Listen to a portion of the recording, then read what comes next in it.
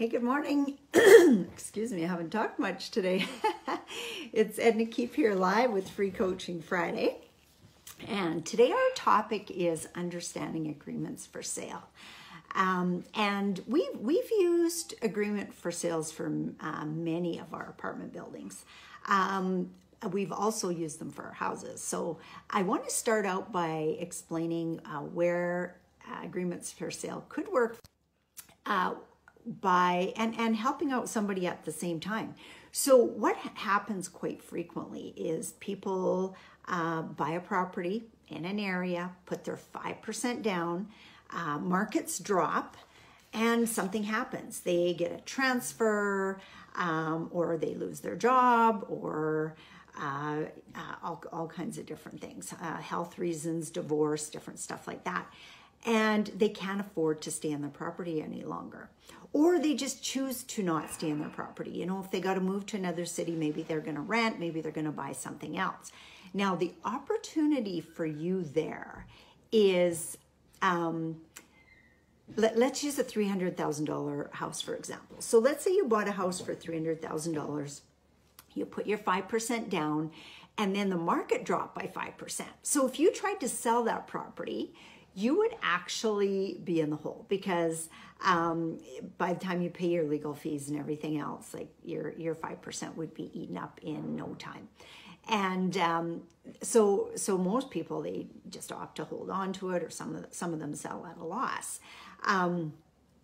What you could do as a real estate investor, a real estate entrepreneur, is rescue these people. So you help them by taking over their mortgage. They keep the mortgage in their name. You take 100% control of it, and then you rent it out, you collect the rent, you pay the mortgage, stuff like that. Now, because the mortgage is still in their name, they're going to have to probably show it coming out of their bank account. But you need to make sure that that payment's paid. So however you work that out, either you get access to that bank account to make sure every payment you're paying them is being paid out, or you get access to the mortgage statement, something that's showing that every month when you're making a payment, that payment is being made on their end. Because if you skip that part, they could keep your money, and then you'd kind of be screwed, right? Mind you, that would breach the contract that you'd made with them too. So there's different ways around that too. But it is a good opportunity to get control of a property when you don't have any of your own money. And you know, one of my good buddies, Barry McGuire, he's a lawyer out of Alberta. He actually teaches a whole course on this, because you can get really, really, really detailed. He's a lawyer, so he understands every facet of the agreement for houses, stuff like that. And if it's something that you want to make into a career choice, or something you really want to add to your arsenal of things to do, I'd highly recommend taking the course, because I don't teach that course. We've done it our way. We've done it several times, but he's got a whole course on it. And it's, from my understanding, it's not that expensive. I was going to try to bring it to Saskatchewan one time, because he spoke at my event a couple years ago, and things just didn't work out. And I don't know if they will again going forward. I imagine, being from Alberta, it's a little hard to be traveling to Saskatchewan, because there's a big demand for their course, but it would definitely be worth taking it. Hey, good morning, everyone. Good morning, James. Good morning, Tanisha. Good morning, Jerry. Good morning, Ben. Where we've really used it a lot is in apartment buildings. So using an agreement for sale allows you to get in and make that a building performing. We've bought a lot of underperforming buildings, which is kind of our mandate. What we like to do is buy a building that's underperforming, either needs rent increases, needs some renovations, different stuff like that. In a lot of cases, the owners selling, they're just kind of tired landlords, and they just don't want to keep things up to snuff. They don't want to be putting any more money into their property or time. So you can get good deals that way. So what we've done is got an agreement for sale, which basically means you need to put some money down at the beginning. So it might be $100,000, $200,000, but you get in. It's basically your commitment that you're not going to screw the owner, right? So you give your money. It's non-refundable, so you have to make darn sure this is going to work for you. And then you get in there and do the work. So that work might be maybe you renovate some suites, kick out old tenants that are paying low rents, move in new tenants with higher rents. And then once your building is full at the new higher rents, you can go to regular traditional financing, get it financed, and take it from there at the new value. And then that's when you finish paying out the seller and put the property in your name. Again, it's a creative strategy, it's an advanced strategy, but it works really, really well. Just know that it's a commitment. Like you're not going to get it without any money down. They want any of the sellers want they want skin in the game from you. They want to make sure that you don't go in and just make a mess and leave it that way, and that you don't know what you're doing and you can't get the rents increased and blah blah blah. They're going to demand that, and it's a big long document that you need to fill in. We always get our lawyers to fill in the agreement for sale, and then both parties signs it with all the stipulations and everything in there. But it's been a great way for us to acquire property and not have to come up with all the money up front. Because, one of our very first buildings that we bought back in 2008, the rents in that building were $425 on average throughout that building. And it was at least 3/4 2 bedrooms, to give you an idea of what they were actually getting for rent. Now, back in 2008 in our area, rents had really increased a lot, and we should have easily been able to get $1,000 a month up to $1,200 for those units. So what we did is we got an agreement for sale, and you know what? It was tough to do. The sellers did not want to.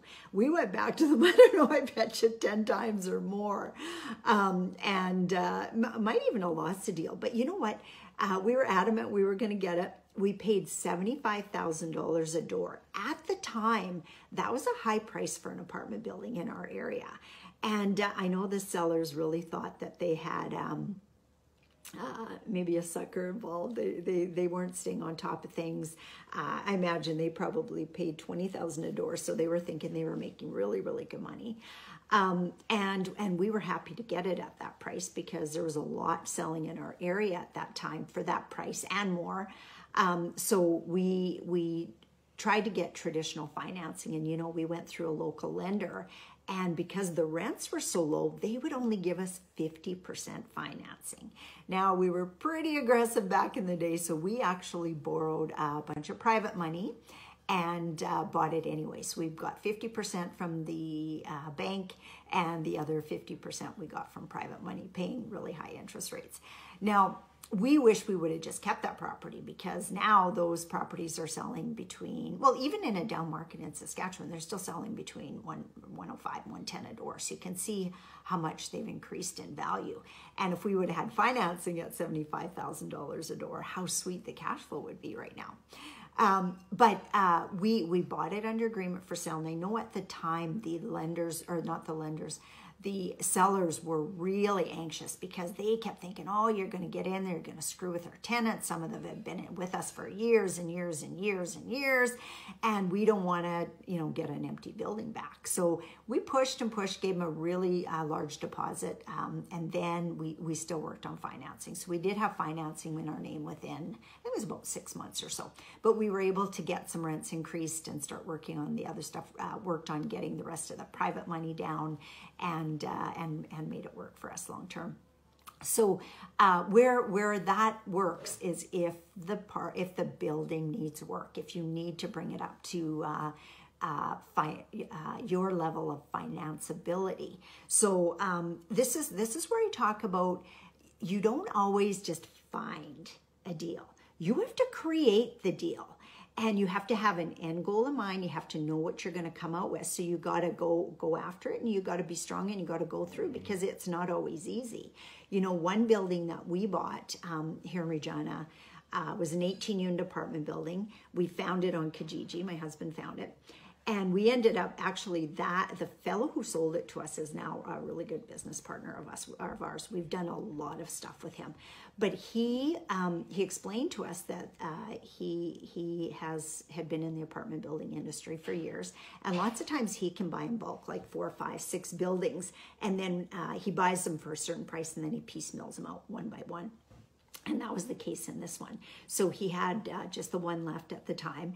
And what he said to us is we came into the city and we knew that the rents were low. So we increased rents across the board, and the whole tenant group rebelled, and they took it to the city and they got it on the news and all this kind of stuff. So it was pictured as this big bad company from Calgary, not even Saskatchewan, but from Calgary, is coming in and screwing with us, and we're not going to take it laying down. So they ended up retracting back their rent increases, but they also knew that leaving it like that was not financially feasible. So they sold it to us, but they told us what we needed to do. So what we needed to do legally is we needed to renovate some of the suites. Some of them were in pretty good shape, but some of them had not been renovated in like 20 years. People had lived there for 20 years. They were paying like $500-$600 a month for rent when rent should have been $1,200. They were happy to stay on long term, of course, but to make the building work, we needed the rents to get increased. So they explained to us, this is what we did wrong. And even knowing better, because they said we kind of knew better, but we did it anyway. But they said, so this is what you need to do. So we're going to put it under agreement for sale, and he helped us set all that up. You're going to go in, do the work, renovate some suites, and then you're going to increase the rents. He showed us exactly what we needed to do, and then we'll refinance it. So and you can finish buying us out then.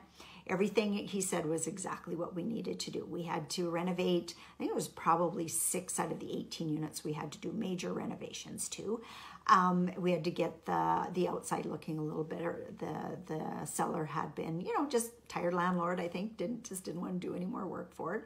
And we went in, did everything we needed to do, and we were able to refinance that property just over a year at really good price, really good CMHC rate, and with 15% down, and I think our interest rate on that one was 1.61. We've never had anything as low. It was absolutely amazing. But we got all the rents up to $1,250 for the 2 bedrooms. I can't remember the 1 bedroom's $950, $1,000 maybe. And so we were able to get maximum financing on that. And believe me, that makes a big difference long term. For you to keep your financing low like that. So that's where we've used agreements for sale and where it's worked really, really well for us. We also bought a 12-unit apartment building this spring. It was really, really good price, but it was vacant. And so again, we got an agreement for sale. The owner's holding it in his name while we did the renovations. Renovations are complete, and now we're working on filling it up. And once it's filled up, then we'll finance it or sell it. It's kind of small for us to keep, but one or the two. And we basically did the same thing. We got it for a good rate, put the money into it, and then we'll refinance it at a higher price. So hopefully that helped. Tanisha's asking me what was his name again.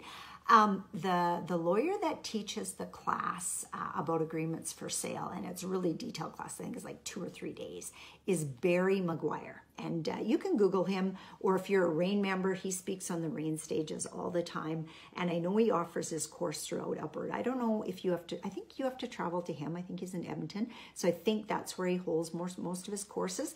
But I've heard really great things about it. Like really, he gets really into detail and creatively shows you how you can make those deals happen, how to approach the sellers, how to offer, your help. And then, of course, how to protect yourself the whole time that you're holding that property, because you can't just blindly trust. There's a lot of steps that you have to take, and you want to make sure that they're covered. And the biggest thing is getting your contract written up properly and then following through with the terms of it. So hopefully that helps. So I'm gonna sign off this morning. This is my last day of work. Well, I have a little bit on Monday morning, but before we head off for Christmas holidays, we're heading off to San Diego this year. My nephew's getting married there. So the whole last minute stuff that we have to do, because it's also month end and year end, which is all lots of fun stuff. So absolute all the best to you in 2019. And as I mentioned before, if you need any help with when it comes to raising capital and doing what it takes to get multifamily with other people's money, reach out to me. Book a strategy call with me. ednakeep.com.